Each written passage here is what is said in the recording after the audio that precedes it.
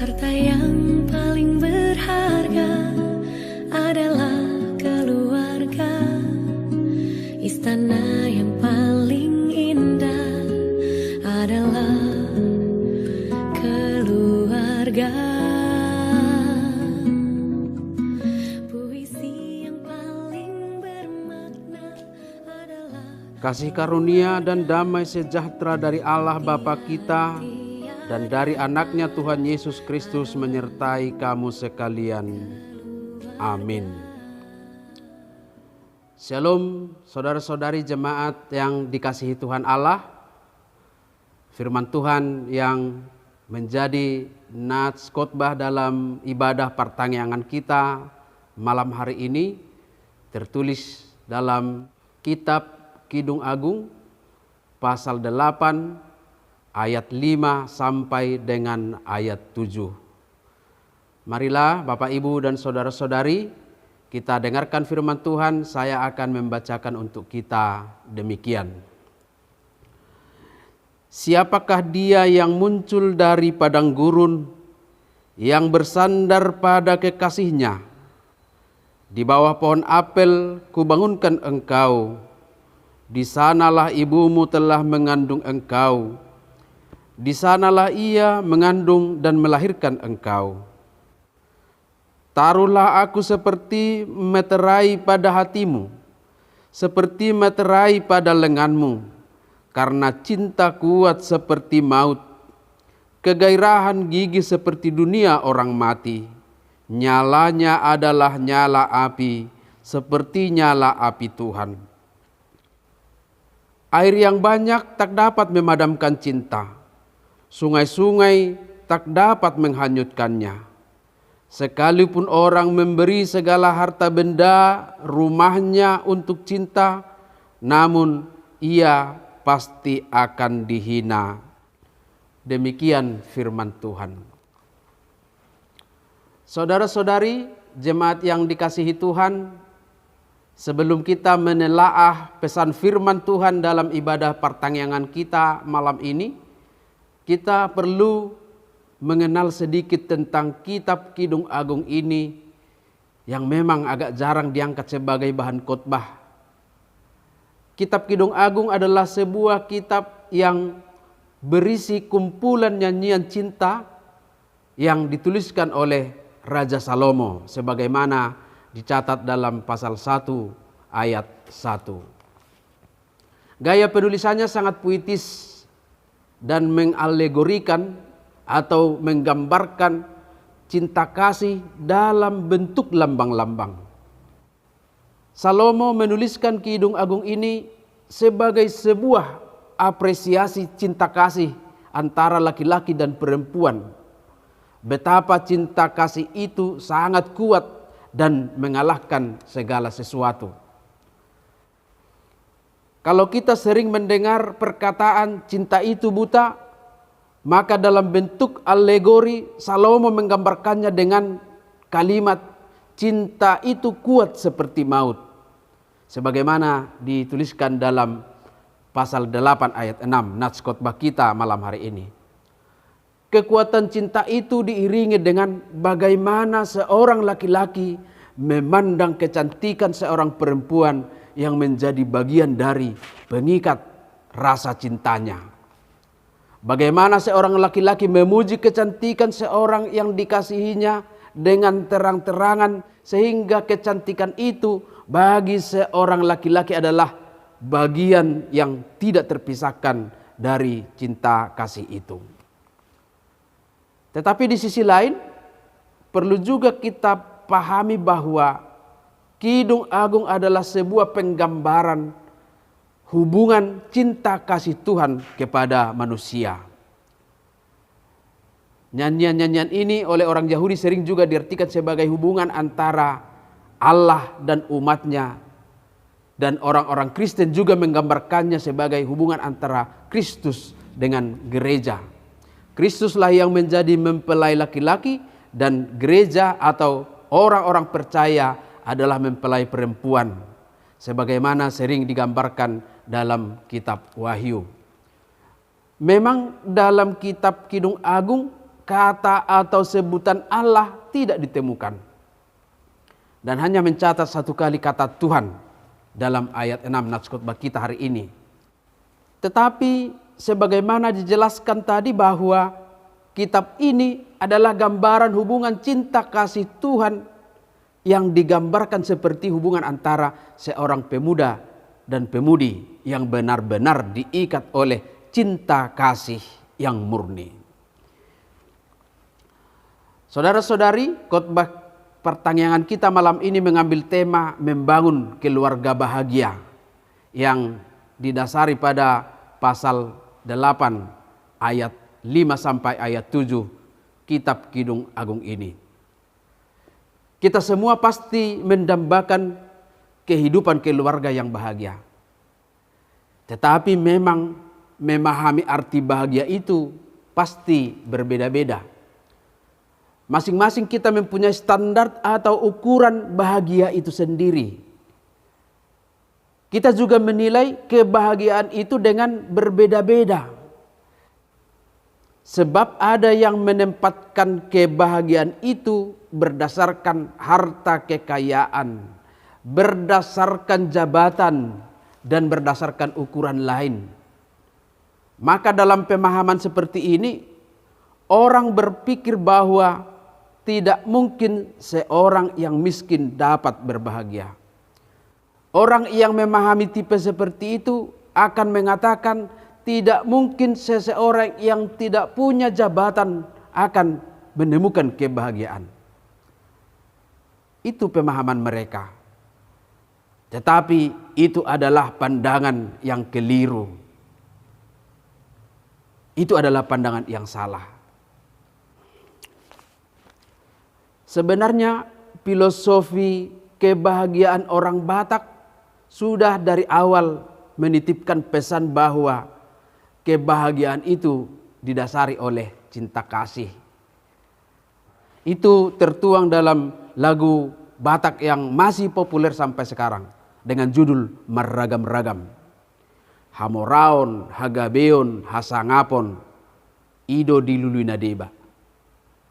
Sita-sita diau tung asing, situtu do tahe. Holong niroham, isa bingdo nahupar sita. Dan seterusnya. Holong niroha, cinta kasih menjadi sebuah awal dari kebahagiaan. Dan lebih dalam lagi, Alkitab mengajarkan bahwa kita dapat berbahagia ketika menyadari bahwa hidup kita adalah anugerah dari Tuhan. Kita akan merasakan kebahagiaan ketika kita menyadari pemeliharaan Tuhan atas hidup kita. Bahkan menurut Alkitab bahwa yang berbahagia ialah mereka yang mendengar firman Allah dan yang memeliharanya. Itulah yang disampaikan oleh Tuhan Yesus dalam Lukas pasal 11 ayat 28. Kita kembali kepada topik khotbah kita tentang membangun keluarga bahagia. Yang tentunya dalam arti kebahagiaan komunitas keluarga, suami, istri, dan anak-anak bahkan seluruh penghuni rumah kita. Bukan kebahagiaan personal. Dan dari nas ini kita memahaminya bahwa kebahagiaan itu memang benar bersumber dari cinta kasih. Lalu bagaimana cinta kasih itu digambarkan? Dalam ayat 5 disebutkan, siapakah dia yang muncul dari padang gurun, yang bersandar pada kekasihnya? Di bawah pohon apel kubangunkan engkau. Di sanalah ibumu telah mengandung engkau. Di sanalah ia mengandung dan melahirkan engkau. Ini memberikan sebuah makna bahwa kehidupan keluarga bahagia dibangun dalam sebuah kondisi natural, alami, bukan sebuah kondisi atau keadaan yang dibuat-buat, apalagi yang dipaksakan. Di bawah pohon apel itu adalah gambaran sebuah situasi natural. Natural itu berarti kondisi yang oleh Allah sendiri yang menghadirkannya. Allah yang bertindak dan berkarya di dalamnya. Ini mengingatkan kita kepada tantangan kehidupan keluarga saat ini yang diperhadapkan dengan pengaruh buruk dari kondisi masa kini.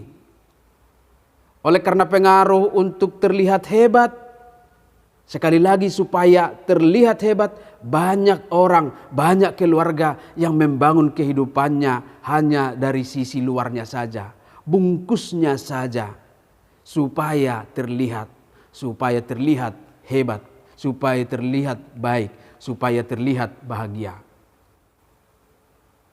Mulai dari pernikahan yang dipaksakan supaya terlihat wah, supaya mengikuti zaman. Bayangkan, seringkali kalau untuk pre-wedding, calon pasangan suami istri bersedia mengambil cuti kerja beberapa hari.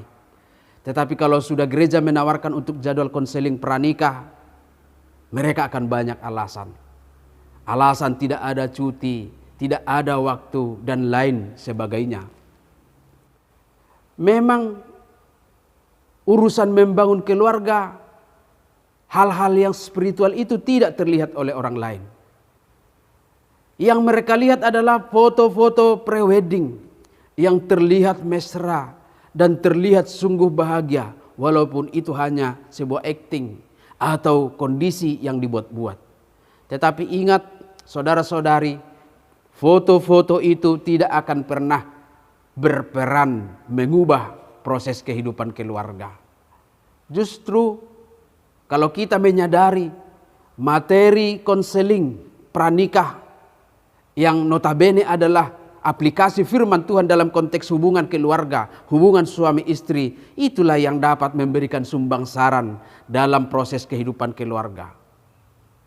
Untuk itu, dalam mencari kebahagiaan, setiap keluarga diingatkan, jadikanlah hal-hal yang alami yang Tuhan berikan sebagai dasar kebahagiaan keluarga itu.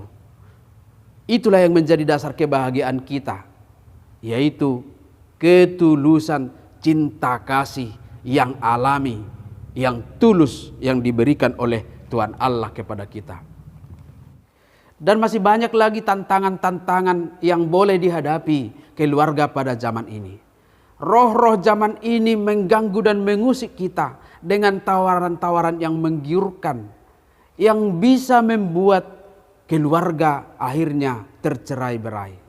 Keluarga akhirnya runtuh karena digoda dan dipengaruhi oleh apa yang menjadi keinginan-keinginan dunia saat ini. Kemudian saudara-saudari, di dalam ayat 6 dituliskan, taruhlah aku seperti meterai dalam hatimu, seperti meterai pada lenganmu, karena cinta kuat seperti maut, kegairahan gigih seperti dunia orang mati, nyalanya adalah nyala api seperti nyala api Tuhan. Kita memahami meterai yang dalam bahasa Batak diterjemahkan dalam Bible dengan kata titin sahab, memberikan makna tentang kepemilikan yang berharga. Maka sederhananya adalah jadikanlah istri sebagai milik berharga yang diberikan oleh Tuhan dengan dasar cinta yang kekuatannya dahsyat dan mengalahkan apapun. Jadikanlah dia sebagai milik yang tidak ternilai dan tidak dapat dibandingkan dengan apapun, sebab dia adalah pemberian Tuhan. Dan demikian juga sebaliknya, istri terhadap suami. Dan kemudian dalam ayat 7 dituliskan, air yang banyak tak dapat memadamkan cinta, sungai-sungai tak dapat menghanyutkannya.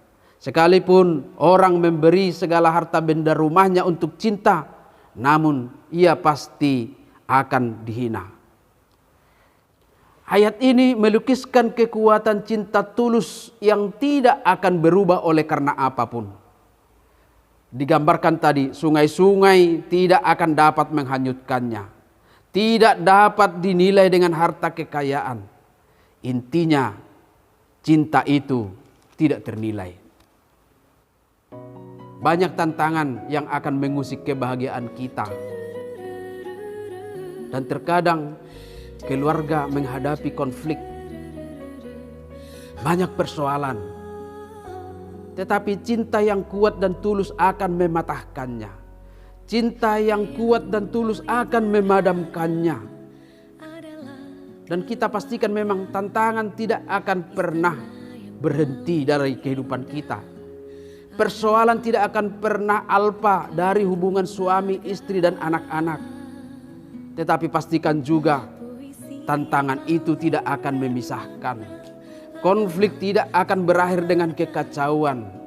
Bahkan melalui konflik keluarga, kita akan dibangun semakin kuat untuk menikmati kehidupan yang penuh bahagia. Amin.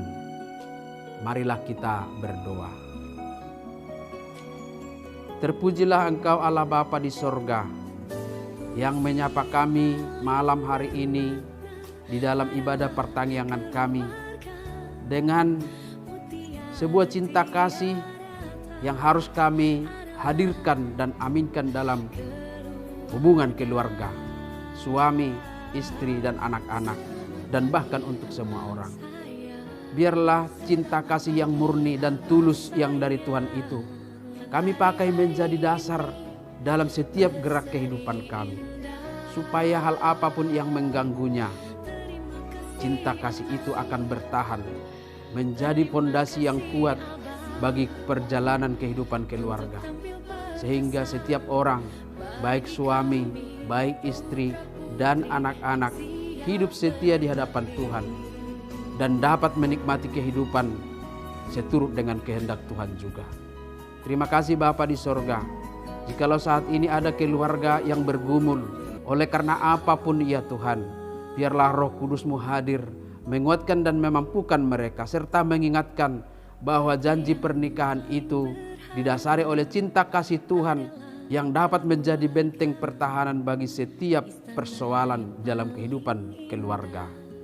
Biarlah suami hadir dengan cinta kasih seperti Kristus yang berkorban untuk jemaat. Demikian cinta kasih suami kepada istri dan anak-anak. Biarlah juga istri hadir dengan cinta kasih ketaatan seperti jemaat yang taat kepada Kristus, supaya di dalam kehidupan keluarga kami masing-masing kami menikmati kehadiran Tuhan yang membahagiakan hidup kami. Berkatilah kami semua semakin kuat dan semakin teguh, sekalipun berbagai tantangan datang menerpa kehidupan keluarga kami. Kami percaya Tuhan akan memampukan kami untuk tetap setia. Ampunkanlah dosa kami ya Tuhan, dalam nama Yesus Kristus kami berdoa dan mengucap syukur kepadamu. Amin.